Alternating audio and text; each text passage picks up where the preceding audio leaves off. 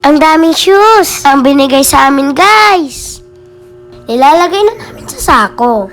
I-share po namin ito sa iba.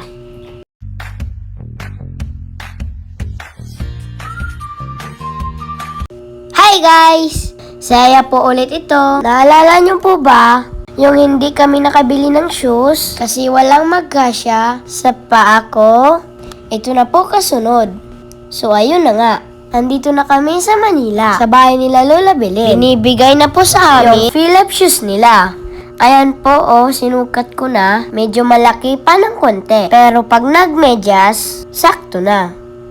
Next kong sinukat, ang boots. Kasyang-kasya, guys. Ayan, tinutulungan ulit ako ni Nanay. Thank you, Nanay. Napest ka talaga. Nagsukat din para si Nanay. Ayan, kasya sa kanya. Ang gaganda talaga ng pre-love shoes nila. Salamat, Lola Belen. At Lolo Danny. God bless po sa inyo. May sinukat pa pala ulit ako, guys. Ayan ang ganda. At ito pa po, guys. May rubber shoes. Bongga! Sobrang ganda. Sa Japan po daw nila ito binili. At di pa nagagamit. Ayan, sinusukat ko na. Sobrang excited ko po Kasyang-kasya kasi. Tingnan nyo, guys.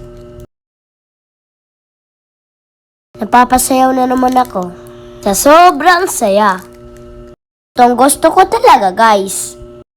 Hindi ko na nga hinubad May model ko pa.